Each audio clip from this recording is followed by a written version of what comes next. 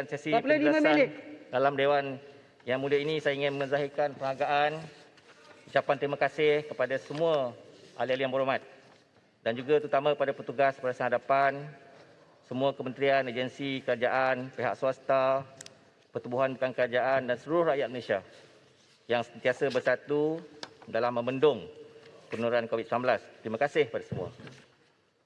Tuan Yang Bertuah, dalam usaha membendung penularan COVID-19, kerajaan khususnya Kementerian Kesihatan Malaysia amat serius dan komited melaksanakan pelbagai perancangan dan tindakan bagi mengimbangi antara keutamaan melindungi nyawa rakyat dan keperluan menjamin kelangsungan hidup.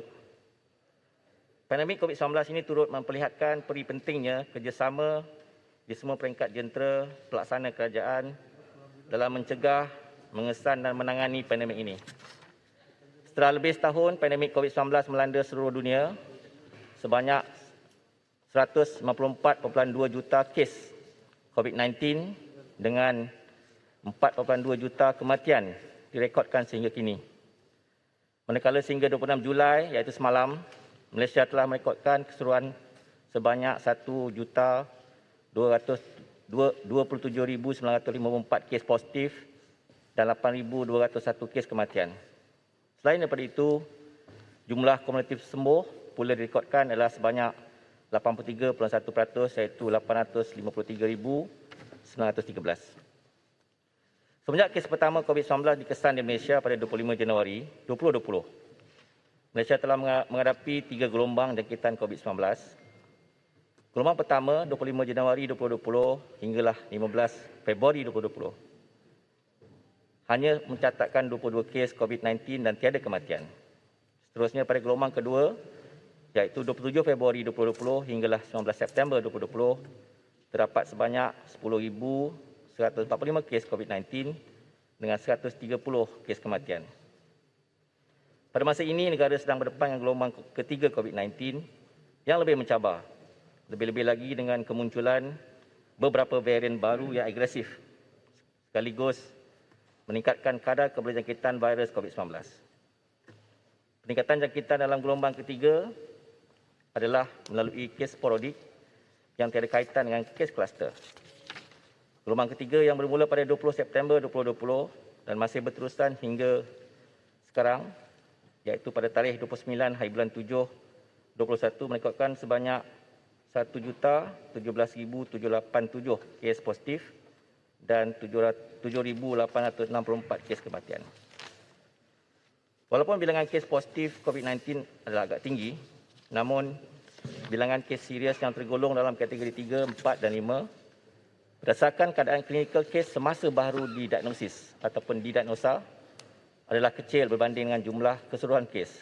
Sebagai contoh, semalam 26 Julai, jumlah kes harian adalah 14,516 kes, yang mana kes kategori 3, 4 dan 5 sekitar 2.5%. Sehingga 26 Julai 2021, jumlah kumulatif kes yang telah dijalankan penjujukan genom oleh Institut Pendidikan Perubatan dan beberapa agensi adalah sebanyak 1,668. Pecahannya, KKM 707, MOSPI 115, KPT 846, iaitu merangkumi 0.17%, iaitu 0.17% daripada semua kes positif.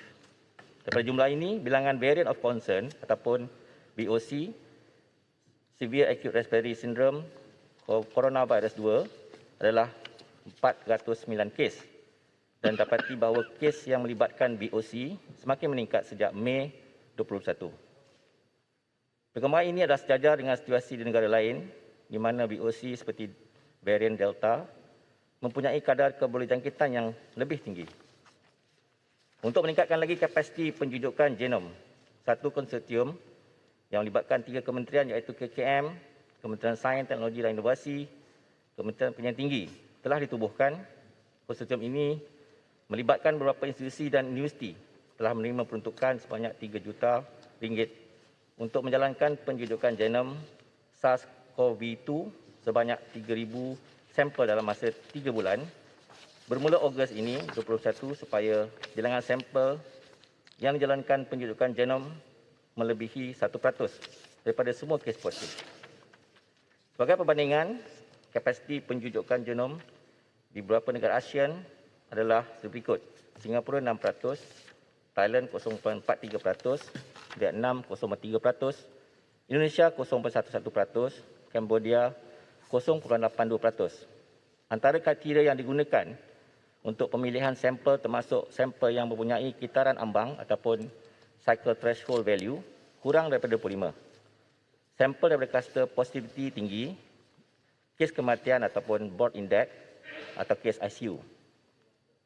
Tuan Yang Ketua, varian baru yang wujud daripada virus SARS-CoV-2 kerap bermutasi bagi memastikan kelangsungan hidupnya dalam persekitaran bersama manusia. BOC amat membimbangkan yang mana boleh menyebabkan berlakunya penularan jangkitan yang pantas, jangkitan dengan gejala dan komplikasi yang teruk. Walau bagaimanapun, pemberian vaksin akan dapat mengurangkan kesan teruk jangkitan COVID-19 termasuk kematian.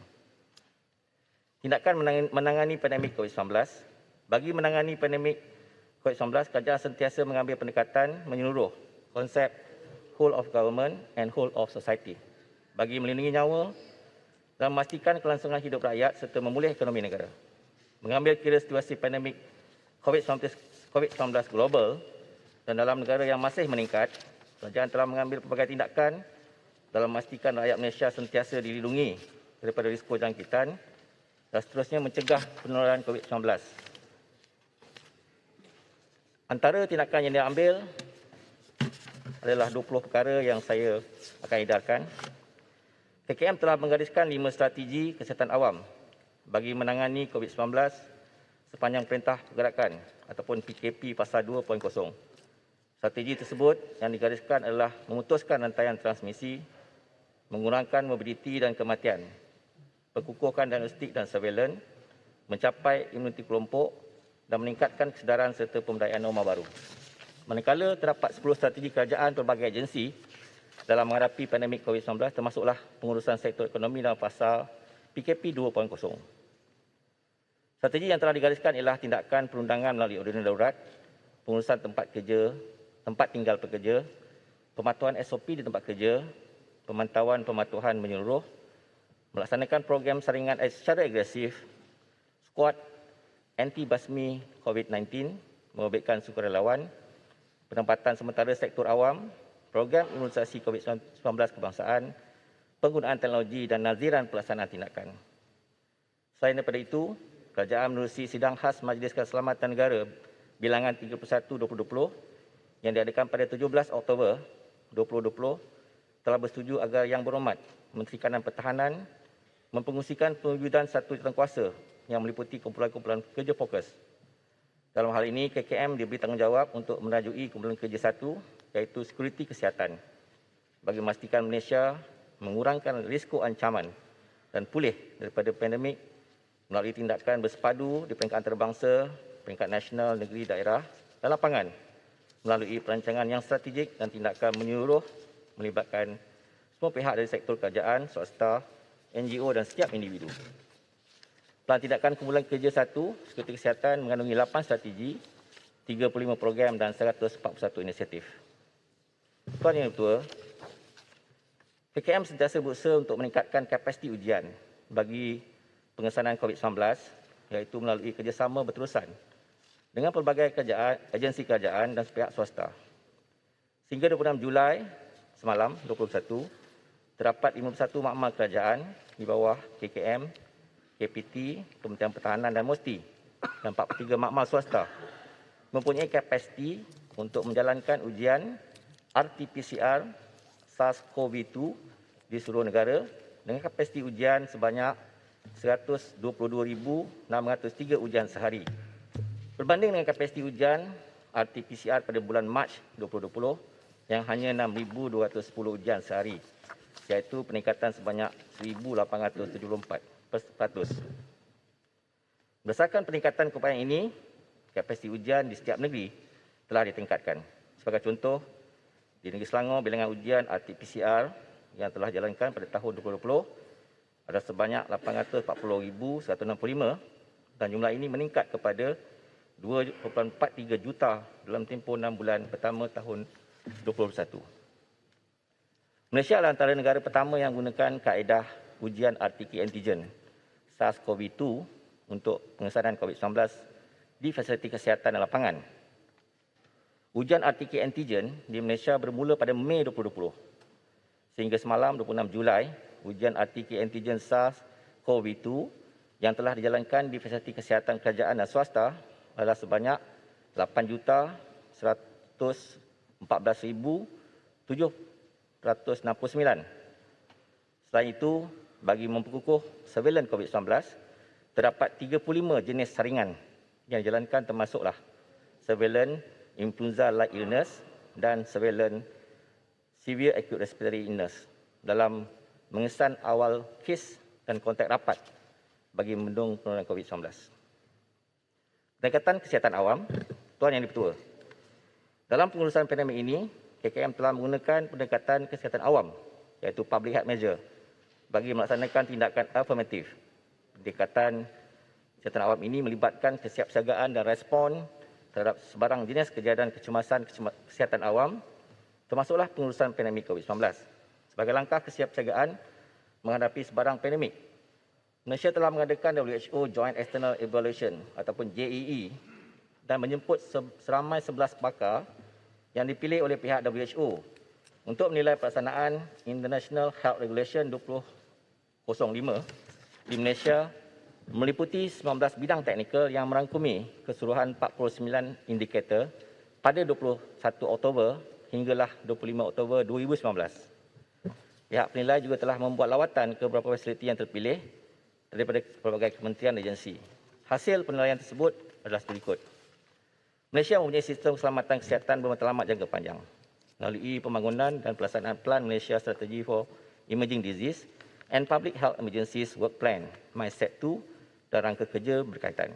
Kedua, Malaysia mempunyai mekanisme yang baik dalam penyelesaian arahan serta kawalan kesiapsiagaan kecemasan kesihatan awam yang melibatkan pelbagai kementerian dan agensi berpandukan arahan nombor 20 Majlis Keselamatan Negara yang diselia oleh Agensi Pengurusan Bencana Kebangsaan atau NADMA, CPRC ataupun Crisis Preparedness and Response Center KKM pula bertindak sebagai pusat bagi merancang aktiviti kesiapsiagaan, pengumpulan maklumat serta penyelesaian respon sektor kesihatan. Ketiga, kerjasama melibatkan pelbagai kementerian dan agensi terhadap ancaman keselamatan kesihatan adalah di tahap yang baik, di mana semua kementerian dan agensi terlibat dalam melaksanakan Plan Strategik MySET 2 2017-2021. Dalam pengurusan pandemik ini secara sistematik dan seragam, garis panduan pengurusan COVID-19 telah dikeluarkan oleh KKM pada 17 Januari 2020. Garis panduan ini merangkumi aspek pengurusan klinikal, pengujian makmal, surveillance, pencegahan dan kawalan penyakit ataupun pencegahan dan kawalan jangkitan, aktiviti di pintu masuk antarabangsa, aktiviti pengurusan kes kontak di lapangan dan pelaksanaan pemberian vaksin. Garis panduan ini telah dikemas kini sebanyak 6 kali hingga terakhir berdasarkan perkembangan di dalam dan luar negara supaya kekal relevan. KKM telah mewujudkan prosedur operating standard ataupun SOP kuarantin wajib ke atas pengembara yang tiba di Malaysia bagi menghalang penularan jangkitan ke dalam komuniti daripada individu yang dijangkiti bertujuan melindungi populasi dalam negara. SOP ini diperketat melalui ikutan terdapat banyak negara di seluruh dunia telah melaporkan penularan BOC dalam komuniti.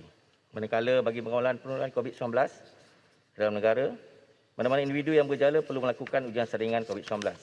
Bagi individu yang positif, mereka akan dihubungi oleh pejabat kesihatan daerah atau diminta terus ke COVID-19 Assessment Center ataupun CAC yang berdekatan untuk tindakan lanjut. Terkini, KKM telah melaksanakan virtual CAC ataupun virtual COVID-19 Assessment Center untuk Greater Klang Valley yang meliputi kawasan-kawasan di Selangor, Kuala Lumpur, Putrajaya, Seremban, Negeri Sembilan. Manakala kontak rapat yang dikesan akan dikuarantin bertujuan untuk menghadkan pergerakan mereka dan menjalankan pengawasan dan pemerhatian dalam tempoh inkubasi COVID-19 untuk mengelakkan penularan jangkitan dalam komuniti.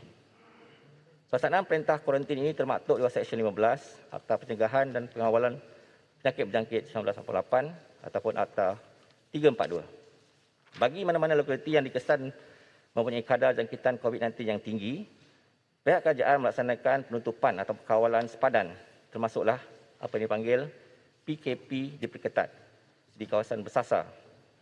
Langkah ini bertujuan untuk mengawal pergerakan keluar masuk penduduk di kawasan berisiko tinggi, seterusnya bagi memutuskan rantaian jangkitan COVID-19.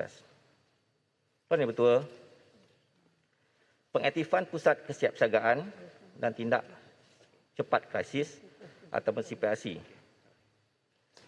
KKM telah mengaktifkan bilik gerakan COVID-19 di Pusat Kesiapsiagaan dan Respon Krisis Kebangsaan pada 23 Januari 2020 bagi menyelaras aktiviti serta memantau situasi wabak jangkitan COVID-19 dalam dan luar negara dan berfungsi aktif sehingga kini dan sehingga wabak dapat ditangani.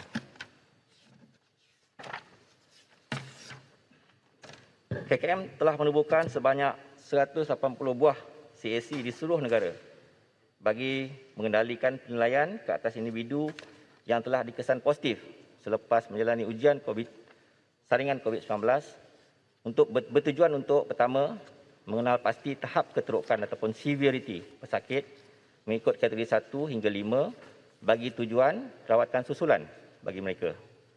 Kedua, mengenal pasti pesakit COVID-19 dalam kategori 1 dan 2 yang sesuai untuk menjalani pengasingan ataupun kuarantin di rumah dipanggil HSO selama 10 hari. Dan ketiga, merujuk pesakit yang tidak memenuhi kriteria HSO ke PKRC atau Pusat Kuarantin Berisiko Rendah atau ke hospital. Secara puratanya, kedatangan pesakit ke setiap CAC Lembah Kelang adalah antara 700 hingga 3,000 pesakit sehari. Manakala purata kedatangan pesakit di setiap CAC di negeri lain adalah seramai 100 hingga 500 pesakit sehari. KKM sentiasa berusaha menambah baik penyampaian perkhidmatan di CAC bagi menampung jumlah pesakit yang semakin meningkat melalui 1. Mobilisasi petugas kesihatan dari negeri lain ke CAC Lembah Kelang yang mempunyai pesakit COVID-19 yang tinggi.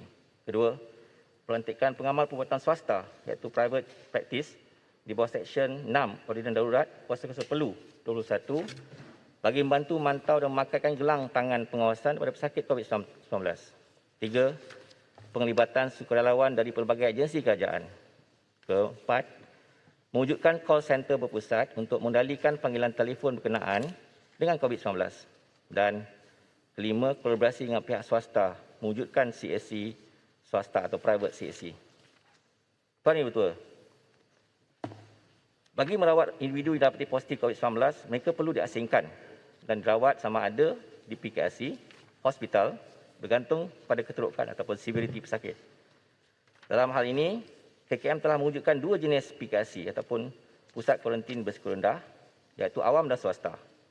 PKRC berisiko rendah untuk merawat pesakit COVID-19 kategori 1 dan 2. PKRC bersepadu di MAIP Serdang yang diwujudkan pada 19 Januari 2021 untuk merawat pesakit kategori 1 hingga 4. Manakala pesakit kategori 5 yang memerlukan rawatan rapi dan alat bantuan pernafasan akan dimasukkan ke hospital. Tujuan pewujudan PKRC adalah untuk menambah bilangan katil, menambah kapasiti dan keupayaan dalam merawat pesakit COVID-19 serta menempatkan pesakit COVID-19 yang tidak sesuai untuk menjalani kuarantin di rumah seperti pesakit yang mempunyai comorbidity dan juga keadaan rumah yang tak sesuai bagi tujuan kuarantin. Sehingga 26 Julai, terdapat sejumlah 29,835 katil di semua 130 PKRC di seluruh negara, di semua 132 PKRC di seluruh negara, iaitu dengan penambahan sebanyak 1,468% berbanding 1,965 katil pada Mac 2020. Setakat ini, kapasiti penggunaan keseluruhan PKRC adalah 61%. Kesemua PKRC ini telah diwujudkan dengan kerjasama NADMA, Pejabat Setiausaha Kerajaan Negeri, Jabatan Pengurusan Bencana Negeri, Angkatan Pertahanan Awam, Jabatan Kebajikan Masyarakat dan pihak berkuasa tempatan. Untuk hospital COVID-19, Tuan Yang Bertuah, sehingga kini terdapat 221 buah hospital di seluruh negara yang dikhususkan bagi rawatan pesakit COVID-19, iaitu 104 daripada 146 hospital KKM, 6 hospital universiti, 112 hospital swasta dan sebuah hospital angkatan tentera. Dan sebanyak 11 hospital KKM adalah berstatus full COVID-19 dan selebihnya berstatus hybrid yang turut juga merawat pesakit bukan COVID. Jumlah katil bukan ICU iaitu non-ICU bed bagi kesemua 221 buah hospital di seluruh negara adalah sebanyak 15,090 katil awam dan 1,288 swasta, iaitu peningkatan sebanyak 373% berbanding 4,395 katil pada 30 Mac 2020. Jumlah katil ICU adalah sebanyak 1,405 awam dan 128 swasta, iaitu peningkatan sebanyak 485% berbanding 316 katil ICU pada 30 Mac 2020. Bagi meningkatkan kapasiti katil merawat COVID-19 di hospital awam, seperti yang nyatakan, pengubahsuaian ruang tertentu, apa yang dipanggil repurpose area, di dalam dan di luar bangunan hospital untuk dijadikan ward dan ICU sementara telah dilaksanakan, termasuk pembinaan hospital Medan, ICU Medan, modular ICU dan penggunaan ICU di hospital swasta. Setakat ini, 3 modular ICU telah disediakan dan beroperasi di Hospital Tengku Ampuan Rahimah, Pelang, Hospital Kepala Batas, Penang dan Hospital Melaka. Bagi menampung peningkatan kes COVID-19, khususnya kategori 4 dan 5, KKM telah menambah 5 lagi modular ICU di beberapa hospital yang mempunyai kes yang tinggi, termasuklah Hospital Tengku Ampuan Rahimah sebagai tambahan, Hospital Selayang, Hospital Tengku Jaafar, Seremban, Hospital Tawau dan Hospital Sibu.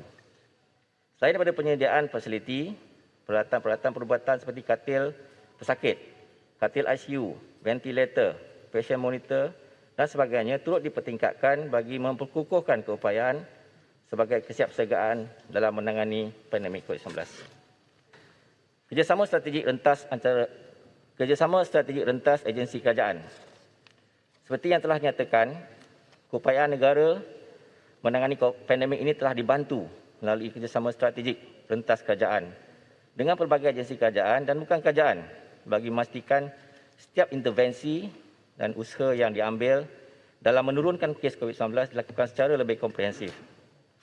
Sehubungan dengan itu, selaras dengan program strategik memperkasa rakyat dan ekonomi tambahan atau Perkasa Plus, kerajaan telah membentukkan 450 juta bagi meningkatkan kapasiti dan memperkukuhkan sistem kesihatan awam melibatkan Hospital Seliaan KKM, Hospital Pengajar KPT, Hospital Pakar Kanak-kanak UKM dan Hospital Medan ATM.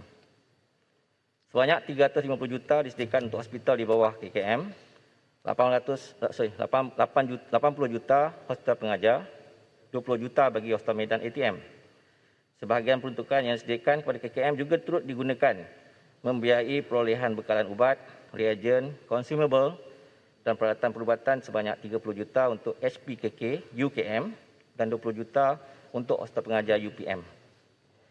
Angkatan Tentera Malaysia di bawah Kementerian Pertahanan Malaysia turut terlibat dalam meningkatkan kapasiti perkhidmatan kesihatan dengan mewujudkan Hospital Medan di beberapa negeri yang mempunyai kes COVID-19 yang tinggi seperti di Pokok Sena, Kedah, di Penjara Kepayan Sabah, Hospital Tawau, Hospital Kelabatas, Kapit Sarawak, di Labuan, di Hospital Sultan Aminah Johor dan juga Hospital Tentera Tengku Mizan Kuala Lumpur.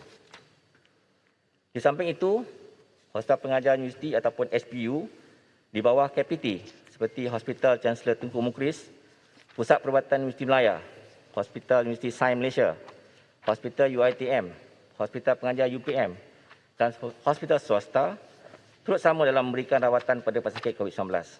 Kapasiti katil Hospital Pengajar UPM telah dipertingkatkan untuk merawat pesakit COVID-19 daripada 119 katil kepada 246 katil, manakala hospital swasta telah menyediakan sebanyak 1,287 katil.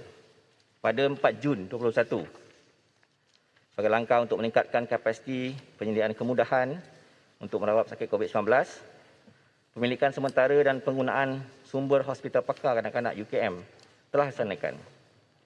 Memahami bahawa usaha COVID-19 memerlukan kerjasama bersepadu, Protect Health Corporation Sdn Bhd, Protect Health, iaitu syarikat tidak berasaskan keuntungan milik KKM, telah memperkukuhkan kerjasama awam swasta untuk menjayakan program imunisasi kebangsaan atau peak.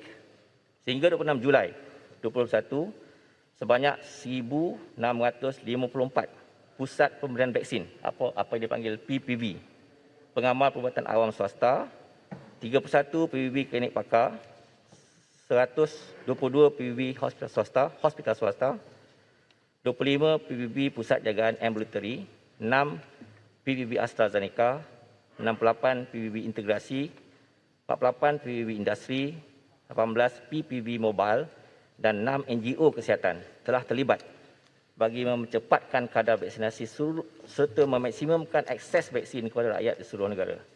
KKM ingin mengambil kesempatan ini untuk merakamkan penghargaan di atas kerjasama semua pengamal perubatan swasta dan NGO kesihatan serta para sukarelawan yang terlibat secara langsung dan tidak langsung dalam menyokong dan menjayakan PIK yang diselaraskan oleh Protect Hub.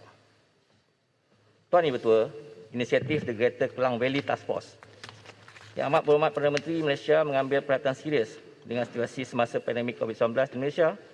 Sejak 2 minggu lepas, KKM berhadapan dengan krisis khususnya di Lembah Kelang. Dengan peningkatan kes yang mendadak, terdapat keperluan untuk meningkatkan kapasiti katil COVID-19 dengan cepat. Termasuklah bekalan oksigen, peralatan dan berkaitan dan keperluan untuk membelasasikan anggota kesihatan. Justru, kerajaan telah menubuhkan pasukan bertindak khas Greater Klang Valley bagi menangani situasi semasa di Negeri Selangor, wilayah Persekutuan Kuala Lumpur dan Negeri Sembilan. Peranan JKV STF ini adalah untuk menangani krisis dan impak kepada sistem kesihatan susulan peningkatan kes. Semasa krisis ini adalah penting untuk memastikan pesakit COVID-19 yang mempunyai gejala teruk mempunyai akses kepada katil COVID-19 di hospital atau PKRC bersepadu. Pesakit COVID-19 yang bergejala dipantau awal oleh KKM. Fungsi JKV STF diperkukuh menerusi penggunaan virtual CAC bagi memantau pesakit positif yang bergejala ringan atau tidak bergejala yang menjalani isolasi di tempat kediaman masing-masing. Sekiranya gejala mereka tambah teruk, virtual CAC akan menjadi platform pengesanan awal dan boleh membuat rujukan ke hospital untuk rawatan selanjutnya. Tuan Ibu Ketua, penyumbularan ataupun outsourcing perkhidmatan kesihatan kepada pihak swasta. Kerjasama sektor swasta turut melibatkan penyumbularan. Bagi tujuan tersebut, sebanyak 56 juta telah diperuntukkan oleh kerajaan pada tahun 2020 kepada KKM untuk penyumbularan pesakit kepada hospital swasta bagi mengurangkan masa menunggu yang perlu menjalani pembedahan atau prosedur kritikal seperti urgent dan semi-urgent, perawatan jantung dan kanser. Penyumbularan ataupun outsourcing juga secara tidak langsung dapat membantu meningkatkan kapasiti hospital KKM bagi tujuan merawat pesakit COVID-19. Pada tahun 2021, kerajaan telah memperuntukkan sebanyak 100 juta lagi kepada KKM bagi tujuan penyumbularan perkhidmatan kesihatan ke hospital swasta dengan memberikan keutamaan kepada kes-kes di Lembah Kelang. Penyumbularan bagi kes-kes lain daripada COVID-19 ini bertujuan untuk meningkatkan kapasiti hospital awam bagi merawat kes-kes COVID-19. Tuan Ibu Ketua, inisiatif pendigitalan dan analisis geodata raya. Aplikasi MySejahtera dan sistem amaran awal iaitu HIDE, Hotspot Identification for Dynamic Engagement adalah inisiatif pendigitalan dalam pengurusan COVID-19 negara. Kedua-dua inisiatif ini membantu negara mendapatkan maklumat awal COVID-19 untuk menentukan tindakan yang akan diambil. Aplikasi MySejahtera berfungsi mulai 20 April 2020 untuk membantu dalam pengawasan penularan wabak COVID-19 dengan membolehkan pengguna melaksanakan penilaian kesihatan kendiri atau self-apply. Sehingga 26 Julai 2021, iaitu semalam, MySejahtera telah berjaya mencapai 27.7 juta pengguna aktif yang berdaftar dan 2.44 juta permis perniagaan berdaftar. Selain itu, MySejahtera telah merekodkan 6.7 bilion jumlah kumulatif check-in ke permis berdaftar menggunakan imbasan kod QR dengan purata 19.3 juta check-in sehari. Aplikasi MySejahtera juga digunakan untuk mengesan kes-kes positif COVID-19 melalui penilaian kesihatan kendiri dan oleh pengguna dan pengesahan kontak rapat melalui semakan data oleh pejabat kesihatan daerah dengan pangkalan data MySejahtera. Selain itu, sistem awal apa yang dipanggil HIDE, Hotspot Identification of Dynamic Engagement, juga telah dibangunkan pada April 2021 menggunakan data dan sistem MySejahtera. Sistem ini bertujuan memberi amaran awal dalam mencegah peningkatan jangkitan COVID-19 dengan menggunakan data daripada aplikasi MySejahtera. Sistem HIDE boleh mengenal pasti sesuatu kawasan dan permis yang berisiko atau berpotensi menjadi hotspot atau pusat penyebaran jangkitan melalui analisis data raya atau big data dan kecerdasan buatan artificial intelligence. Kini, fungsi MySejahtera terus diperluaskan dalam pelaksanaan program imunisasi COVID-19 PICS sebagai sijil vaksin digital bagi COVID-19. Sijil ini boleh diakses melalui paparan pada ikon profil di aplikasi MySejahtera milik individu yang terlibat.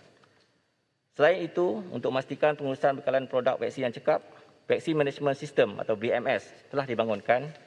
Semua penerimaan stok vaksin COVID-19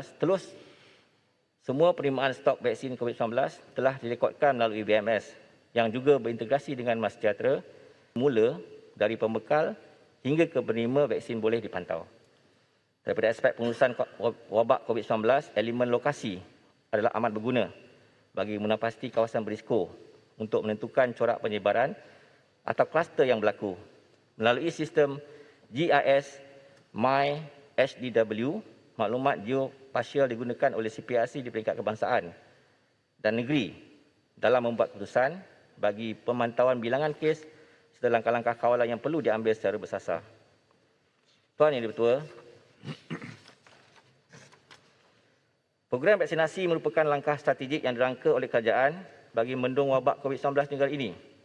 Sebelum kerajaan membuat sebarang keputusan pemilihan vaksin bagi melaksanakan program imunisasi COVID-19 kebangsaan PICS, vaksin-vaksin ini perlu berdaftar dengan pihak berkuasa kawalan dadah ataupun PBKD melalui bahagian Regulatory Farmasi Negara ataupun NPRA.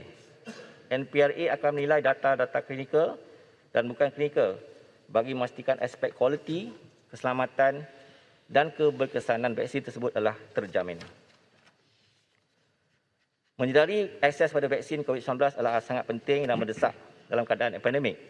Satu laluan baru bagi pendaftaran bersyarat khas untuk rawatan COVID-19 telah diwujudkan.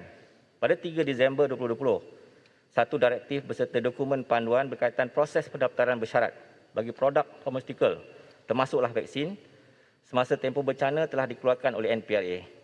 Di samping itu, NPRA juga mengiktiraf dan mendaftarkan vaksin yang telah mendapat kelulusan Emergency Use Listing ataupun EUL di bawah program COVAX WHO. Susulan daripada itu, sehingga 19 Julai yang lepas, sebanyak 6 jenis vaksin COVID-19 telah didaftarkan secara bersyarat oleh pihak berkuasa kawalan dadah PBKD, iaitu vaksin Pfizer, AstraZeneca, Sinovac, CanSino, Sinopharm dan Johnson & Johnson. KKM bertanggungjawab untuk membuat perolehan vaksin yang mencukupi bagi mencapai imuniti kelompok menjelang penghujung tahun 2021.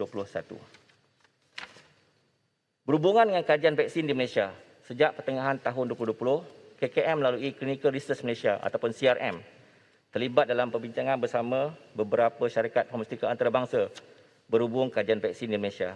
Antaranya, kajian vaksin inactivated buatan Institute of Medical Biology Chinese Academy of Medical Science ataupun IMBCAMS yang dijalankan di 9 hospital negara kita dan telah berjaya mencapai sasaran penyertaan 3,000 sukarelawan kajian klinikal pada April. Kedua, kajian vaksin inactivated buatan Shenzhen Kangtai Biological Product Co Limited yang dimulakan pada bulan Jun yang lepas, kini berada di fasa rekrutmen dalam 8 tapak kajian yang terlibat. Ketiga, terdapat 4 kajian klinikal vaksin COVID-19 lain yang dalam proses mendapatkan kelulusan daripada Jawatankuasa Etika, Penyelidikan dan Perubatan ataupun MREC serta bahagian Regulatory Farmasi Negara NPRA. Ini termasuklah vaksin CoronaVax buatan syarikat Sinovac untuk peserta kajian yang berumur 3 hingga 17 tahun. Vaksin mRNA buatan Belmax Bioteknologi vaksin rekombinant daripada Vax Bio Farma dan vaksin subunit protein daripada Anhui Zinfei. Tuan Yang Bertuah, dalam memastikan tahap kesihatan mental petugas kesihatan dan frontliners yang dimobilisasikan ke lapangan dalam keadaan terbaik, taklimat pre-deployment meliputi aspek kesihatan mental dan psikologi diberikan untuk memberi pendedahan awal berkaitan isu kesihatan mental dan penjagaan kesihatan mental kendiri. Setelah tamat tugasan, petugas akan diberikan taklimat post-deployment berserta mental health alert card dan saringan kesihatan mental akan dilakukan sekiranya perlu. KKM telah mewujudkan program perkhidmatan kesihatan mental dan sokongan psikososial ataupun Mental Health Psychosocial Support MHPSS untuk membantu petugas barisan hadapan dan masyarakat yang terkesan dari segi emosi dan psikologi melalui mobilisasi pasukan MHPSS ke lapangan. KKM turut melaksanakan latihan bantuan awal psikologi ataupun psychological first aid kepada pemberi khidmat kesihatan dan sukarelawan agensi lain bagi memperkasakan pengendalian emosi semasa pandemik. Selain itu, pelbagai sesi libat urus seperti kaunseling individu, berkumpulan serta webinar dilaksanakan dengan kerjasama pelbagai pihak dan masyarakat di mana sebanyak 68 sesi telah berjaya dilaksanakan. KKM juga telah mendapat kerjasama lebih daripada 20 NGO yang turut memberi perkhidmatan sokongan psikososial kepada masyarakat yang mengalami tekanan.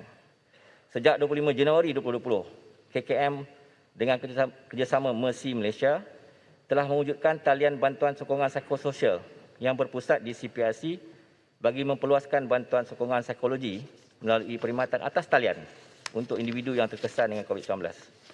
Selain daripada itu, terdapat agensi kerajaan lain iaitu Kementerian Pembangunan Wanita, Keluarga dan Masyarakat yang mendalikan talian kasih dan JKM dan JAKIM yang mendalikan talian KSK Care yang mana kedua-dua talian ini memberikan khidmat sokongan kaunseling dan terapi psikospiritual pada mereka yang mengalami tekanan.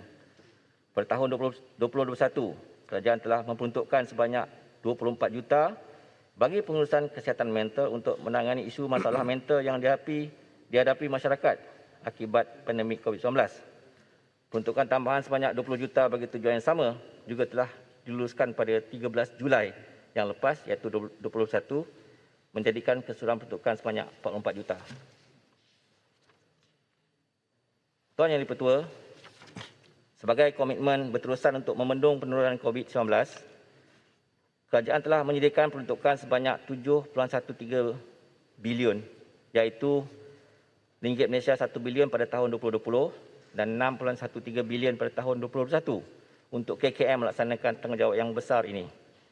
Daripada jumlah 7.13 bilion ini, sebanyak 2.35 bilion disediakan bagi saringan dan rawatan pesakit COVID-19, manakala sebanyak 4.78 bilion bagi tujuan perolehan vaksin COVID-19 serta tambahan consumable dan juga peralatan penyimpanan vaksin.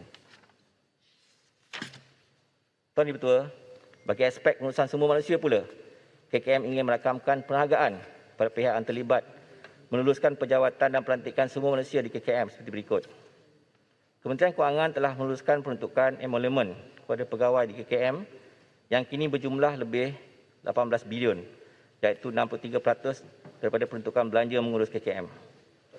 Jabatan Perkhidmatan Awam atau JPA yang meluluskan penjawatan tetap dan pelantikan kontrak pada KKM sehingga 31 April yang lepas 2021, jumlah penjawat tetap yang diluluskan oleh KKM adalah sebanyak 278,023 jawatan.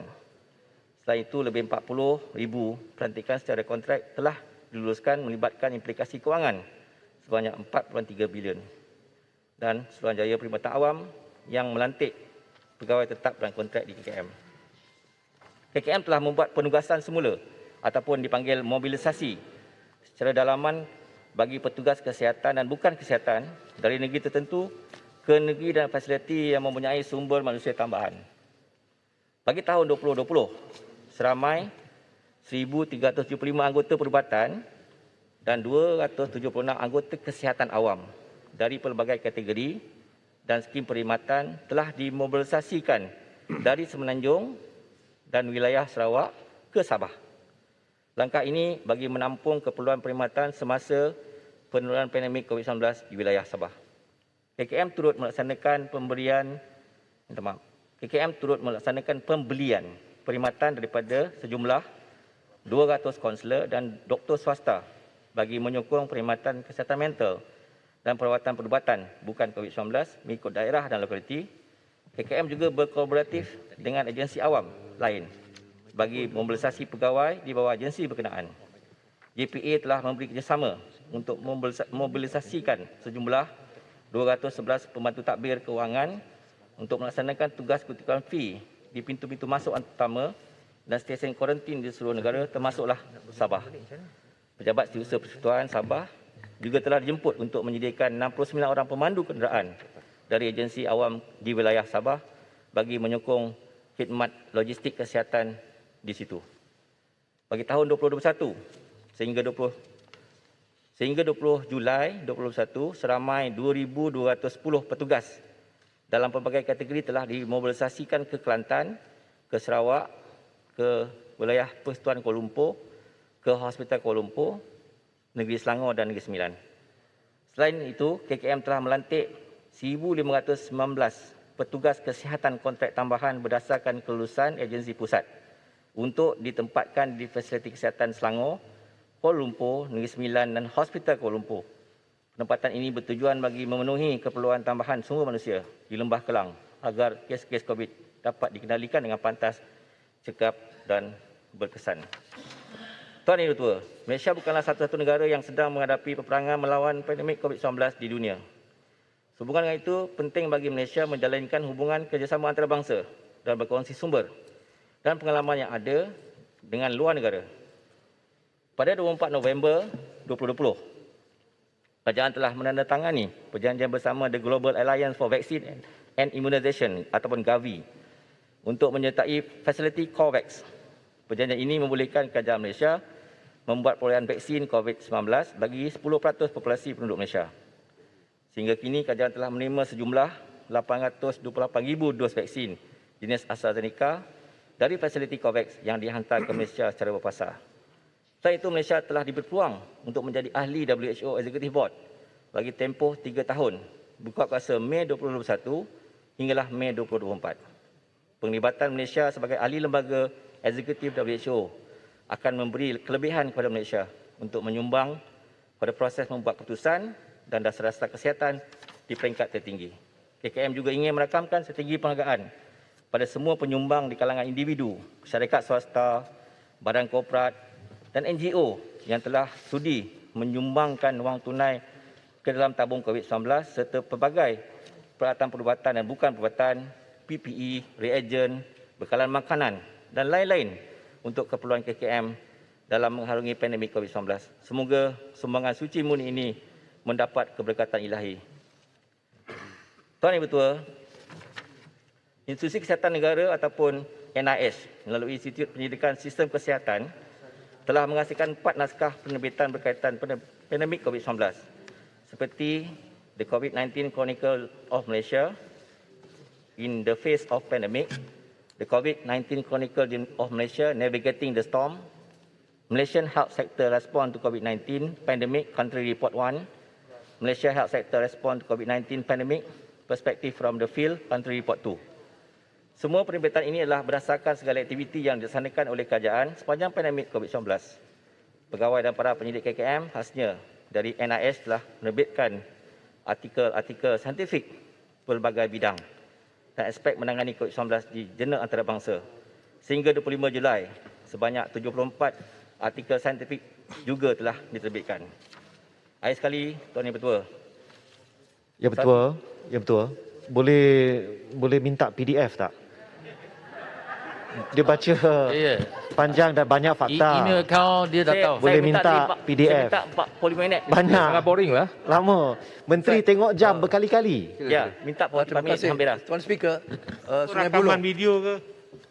Tuan Speaker, on the same Ya. point, Sungai Baik, Buloh betul. here, peraturan mesyuarat Antara strategi 14 meningkatkan kesedaran masyarakat terhadap pengambilan vaksin dan terus mematuhi SOP dan norma baru. peraturan adalah- mesyuarat Ya, Sungai Buloh 14.1I, penerangan oleh Menteri. Kita dah dengar penerangan panjang daripada 45 minit lebih daripada Menteri. Kita ucap terima kasih. Banyak data, banyak statistik semua. Tapi setakat ini kita belum terima hard copy dokumen itu. Rakan saya minta PDF. Sepatutnya amalan di dalam Dewan ini dengan penerangan-penerangan kerja dulu di bawah kerajaan PH dan sebelum itu hard copy mesti disampaikan atas meja setiap anggota Dewan. Inilah juga amalan di Westminster. Di Westminster, selewat-lewatnya bila menteri bangun, dokumen itu mesti ada di hadapan anggota Dewan. Dan itulah terpakai untuk penerangan yang 5-10 minit. Macam malah dengan apa ni, penerangan yang 45 minit ni. Nanti saya Jadi cek, semalam pun kita hanya melihat soft copy penerangan oleh Perdana Menteri. Sampai sekarang hard copy belum sampai. Ini dah satu kelanggaran prosedur biasa. Saya minta Tuan Speaker betulkan ini secepat mungkin. Kita akan memberi pandangan petang ini, bukan esok. Kita tak boleh tunggu hansat. Jadi amalan ini mesti berhentikan. Ini bukan rahsia, sudah dibaca. Tapi untuk membantu anggota Dewan bagi pandangan, sampaikan hard copy sekarang. Ya, terima kasih. Ya. Boleh kita usahakan perkara itu. Ya. Silakan. Teruskan. Ya. Akhir kali Tuan Yang Ketua, kerajaan walaupun kerajaan pernah mempunyai pengalaman menangani wabak Nipah, virus SARS, MERS, COVID ataupun Berapa jam lagi ni? H1N1. Berapa jam lagi taklimat ni? Sikit ya, dah habis lah. Sabarlah. Namun COVID-19 adalah satu pandemik yang sungguh dahsyat dan memberi kesan PDF Menteri, PDF, bagi PDF. Tolong. Jasa dan pengorbanan Serius, para Menteri, petugas bagi masa PDF. hadapan kesihatan yang telah berempah pulas dalam memberi perkhidmatan kesihatan yang terbaik kepada Malaysia tidak wajar dipersiakan. Antara Pegawai lah yang bagi. antara mereka yang telah berbulan-bulan tidak berjumpa dengan ahli keluarga dan terpaksa berjauhan demi merawat dan menyelamatkan nyawa pesakit sehingga ada antara mereka sendiri yang dijangkiti. Oleh demikian, saya seru, marilah kita sentiasa mengamalkan disiplin kendiri yang tinggi walaupun sudah divaksinasi dan pakailah pelitup muka di tempat awam, elakkan berada di tempat sesak Menteri patut nasihat ahli-ahli parlimen di Relation sebelah Parlimen sana. belum buat. dan berada di ruang yang punya budaya. Minum air suam dulu. Kita perlu terus berjuang dan bersatu hati dalam memerangi COVID-19. Terima kasih, Datuk Yang Ketua. Terima kasih.